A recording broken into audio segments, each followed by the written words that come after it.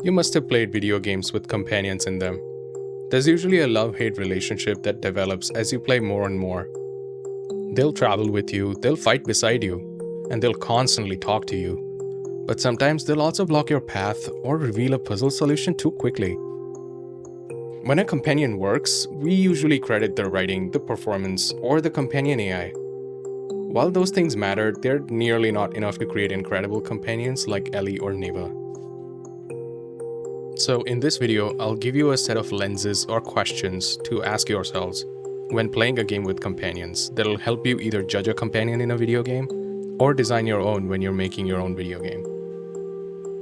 Welcome to Game Design Dimension, where I discuss game design decisions behind the games we play. If you like game design essays, be sure to leave a like and subscribe to the channel. But before we even jump to the lenses for judging the companions, why should a game even have a companion in the first place? It's not like a solitary protagonist cannot make a great game. In fact, most games don't have companions, and so many of them turn out to be incredible. So if a game really wants to introduce a companion, then it needs to offer a player experience that the protagonists just cannot create on their own. A companion might be able to provide combat abilities, they might be able to explain the world, complement player abilities, or give the protagonist someone to speak to. But the most important thing a companion needs to do is explore a relationship with the protagonist. Games like The Last of Us and God of War explore father-child relationships where player characters act as protectors for the children throughout the game. On the other hand, Neva explores an interdependent relationship between the player and the companion. Games like The Last Guardian provide a companion that protects the player character. In all of these examples, the core experience of the game is dependent on the companion relationship as much as it is dependent on the player's gameplay. As the player and companion play together for several hours, the companion's abilities, their knowledge of the world, and their shared gameplay with the player start shaping their relationship with the player. The gameplay behavior of the companion really teaches the player whether they are dependable, vulnerable, trustworthy, or simply frustrating. So this gives us two important lenses through which we can judge the companion. First, what relationship is the game asking us to have with this character? And second, what gameplay do we actually experience together? One of the most common relationships places the player in the role of a protector. Now this creates an immediate problem. If the companion is mostly vulnerable, then the player may have to monitor them most of the time, which distracts them from the intended gameplay. Therefore, it becomes necessary for even dependent companions like Atreus to be somewhat independent. And their dependency can be conveyed primarily through story moments in the game. Nothing done by the companion should really become a failure condition for the player, unless the game explicitly demands it. In The Last of Us, Joel has the experience and physical ability required to move through the world, while Ellie depends on him for safety entirely. During stealth encounters, Ellie getting exposed by the game does not become a failure condition for the player. She keeps moving and avoids exposing Joel. She also gradually begins warning him about enemies and starts fighting back. The game makes sure that even a dependent father-child-like relationship does not become a burden for the player. Rather, it turns into a valuable asset for gameplay purposes. God of War creates a very similar starting point with Atreus.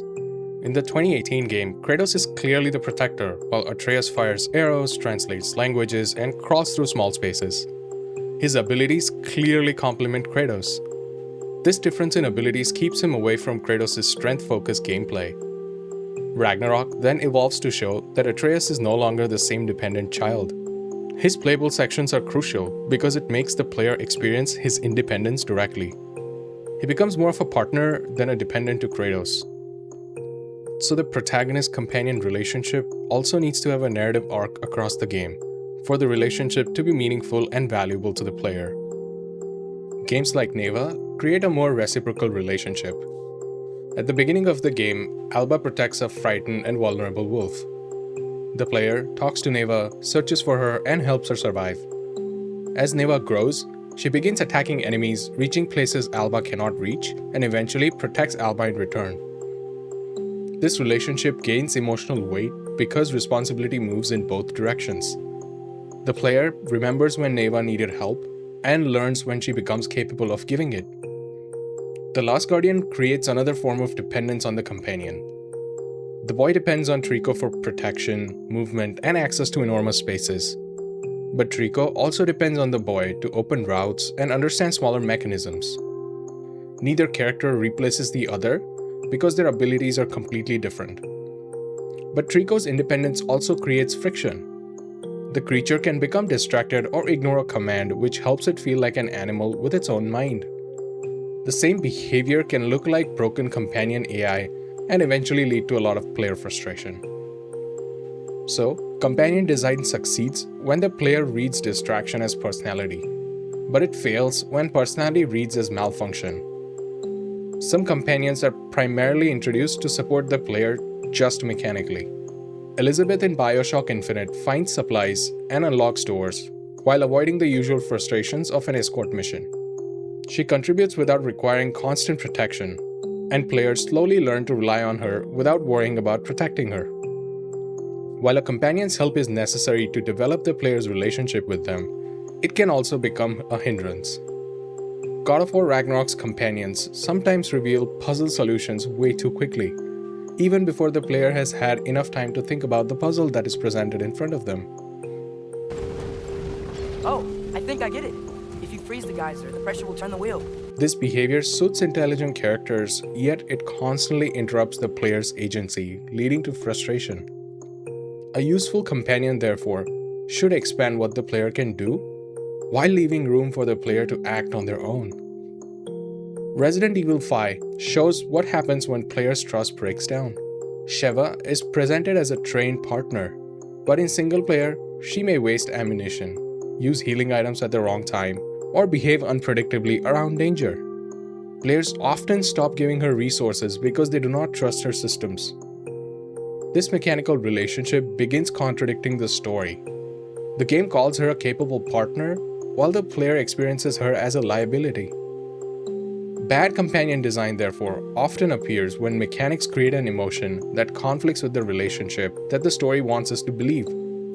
Therefore, every companion should be judged according to the role the game wants the character to occupy. So, the lenses we should look the character at are these. What relationship is the game asking me to have with this character? Does it evolve over the course of the game? What does the game actually make us do together?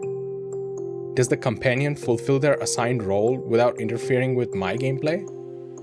Do the companion's actions take away my agency or lead to failure conditions?